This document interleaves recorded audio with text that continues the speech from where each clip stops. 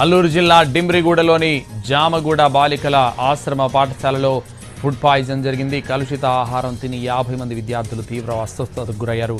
దీంతో వాళ్లను ఆసుపత్రికి తరలించారు. అయితే భోజనం చేసిన తర్వాత ఒక్కొక్కరుగా అస్వస్థతకు గురయ్యారు.